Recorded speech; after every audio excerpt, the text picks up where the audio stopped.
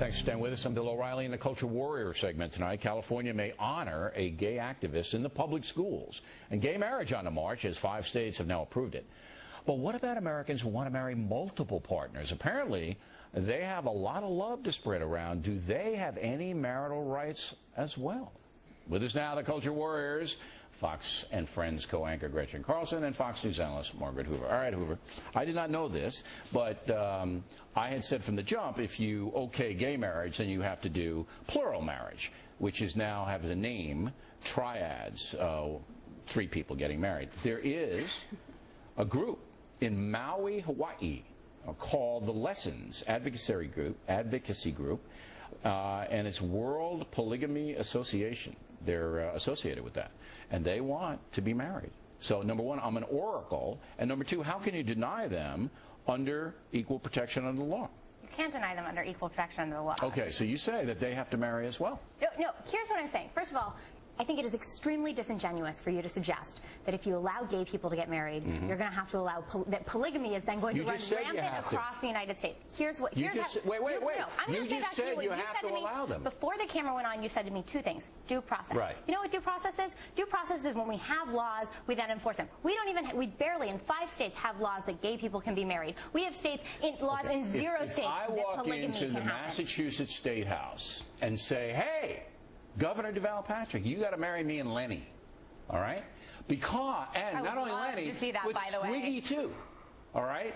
Or I walk in with the O'Brien twins from South Boston and say, hey, you got to marry me because you're allowing gays to get married, and I'm in the Lessons group, the World Polygamy Association. You got to change the law then, because the law says it's between 2 people, not multiple people. By the way, the last time polygamy was on the rise, 1896, when Utah became the 45th state in the Union. Not a massive movement going mainstream to allow polygamy to go. And 30 years ago, we didn't think we'd be where we are today. But Carlson's right, though. You have to change the law to include the polygamy people. That's Hoover. And that would be absolutely ridiculous if that happened. Why? Because this is a slippery slope.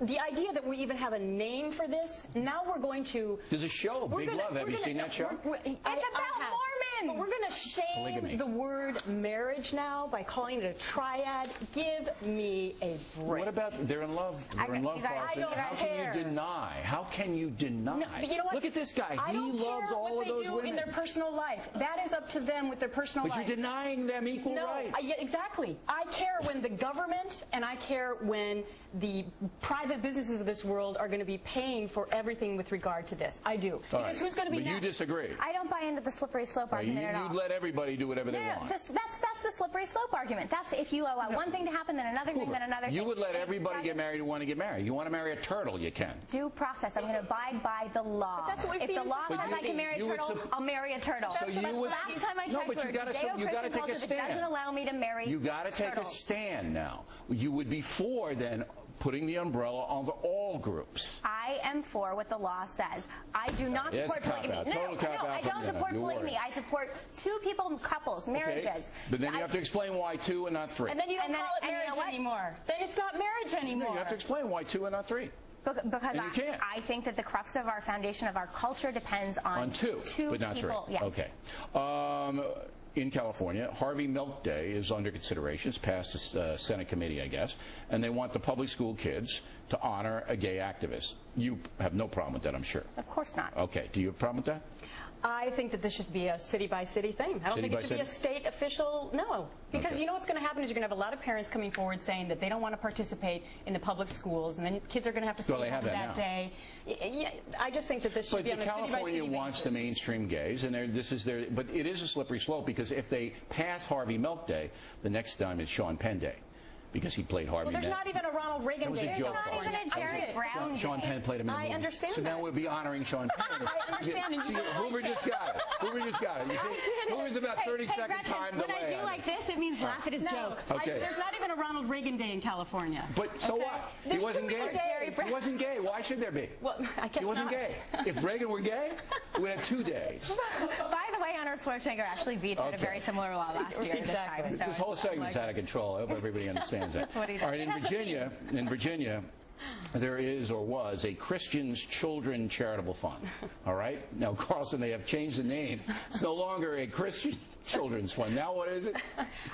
Who knows? It's the Child's International Fund. Yeah, it's the International Fund. But here's my point. Child Fund International. Here we go again. They got the Christian thing out of it. Oh, yeah. Let's take out the word Christian again. Right. Why? I don't know. It's been in existence Well, they since want Muslims to give you money. Well, no, here's the thing. That they actually believe they're going to get more donations because they take the word Christian out of a title they've had since 1935?